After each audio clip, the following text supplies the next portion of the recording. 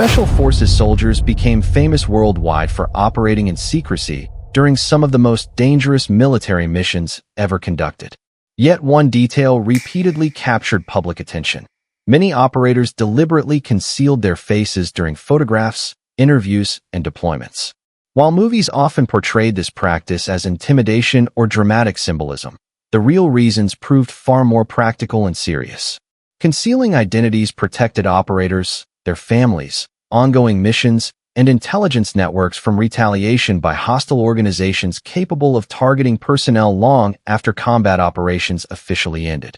Britain's Special Air Service, known globally as the SAS, developed a culture of secrecy that influenced elite military units around the world. Operators frequently concealed their identities because missions often involved covert surveillance, hostage rescue, counterterrorism, and intelligence gathering against dangerous adversaries.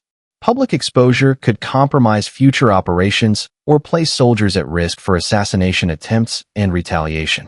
Over decades, this tradition of anonymity became deeply embedded within special operations culture, reinforcing the idea that personal recognition always remains secondary to mission success and operational security.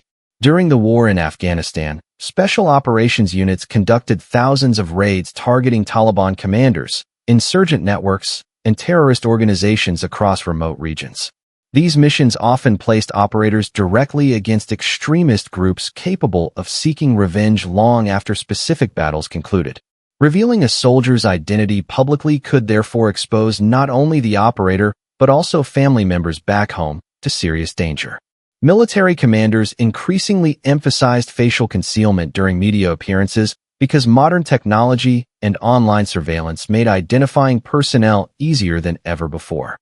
Units such as Delta Force specialized in counterterrorism operations requiring extraordinary levels of secrecy and precision. Operators frequently conducted hostage rescues, direct action raids, and intelligence missions where anonymity remained critical for future deployments. If hostile organizations identified specific personnel publicly, those soldiers could lose operational usefulness permanently because enemies would recognize them instantly during covert activities abroad. Concealing faces therefore preserved not only personal safety, but also the strategic effectiveness of highly trained operators whose skills required years and enormous resources to develop. Advancements in facial recognition technology transformed operational security concerns dramatically during the 21st century. Intelligence agencies and hostile groups alike gained access to increasingly sophisticated surveillance systems capable of identifying individuals through photographs, social media, and video footage. Special Forces personnel therefore faced growing risks if their identities became publicly available online. Concealing faces behind masks, balaclavas, or blurred imagery helped reduce the likelihood of digital tracking and enemy identification. Military planners recognized that technological developments fundamentally changed how secrecy and personal security operated in modern warfare.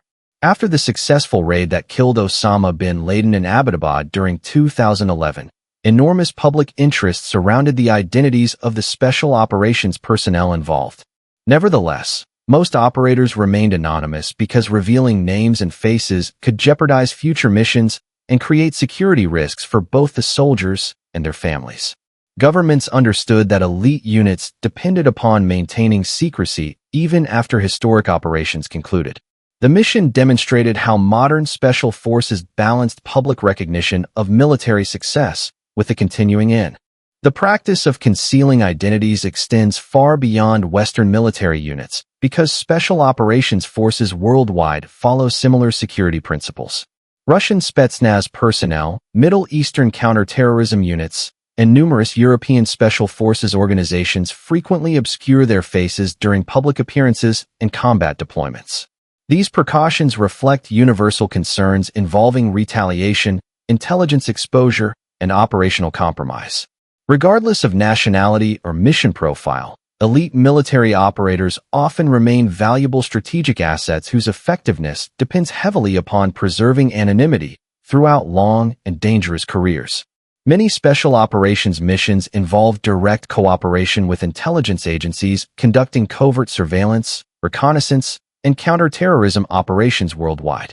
In such environments, maintaining anonymity becomes even more important because exposed identities could compromise intelligence sources, foreign partnerships, and undercover networks built over many years.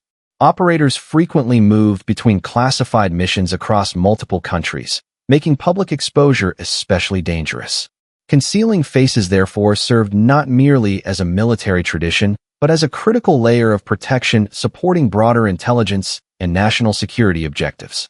The real reason Special Forces operators hide their faces ultimately involves survival, secrecy, and the protection of future operations rather than intimidation or cinematic appearance. Modern warfare increasingly blurred the boundaries between battlefield combat, online surveillance, terrorism, and intelligence gathering, creating new threats extending far beyond active war zones. Elite operators understood that anonymity protected not only themselves but also teammates, families, intelligence assets, and ongoing missions worldwide. Behind every concealed face, therefore, existed a deliberate security measure shaped